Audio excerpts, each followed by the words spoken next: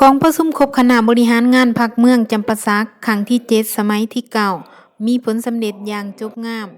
วันที่21-22กรกฎาคม2026เมืองจำปาสักได้จัดกองประชุมครบคณะบริหารงานพรรคเมืองครั้งที่7สมัยที่9โดยมีสหายสมศรีมณีนินคณะประจำพรรคแขวงหัวหน้าคณะจัดตั้งแขวงและสหายวิไลศักดิ์สุนทรเลขาคณะบริหารงานพรรคเมืองเป็นประธาน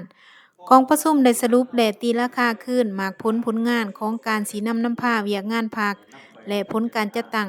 แผนพัฒนาเศรษฐกิจสังคมใน6เดือนต้นปี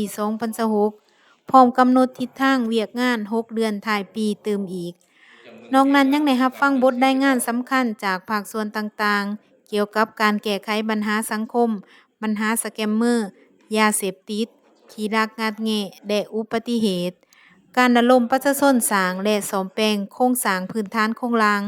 การพัฒนาชนบทควบคู่กับการผลิตฤดูฝนและการกะเกียมความพร้อมรับมือภัยพิบัติจากธรรมชาติที่อาจจะเกิดขึ้นในต่อหน้าในตอนท้ายสหายสมศรีมณีนินได้ให้คำเห็นสีนำและกำหนดทิศทาง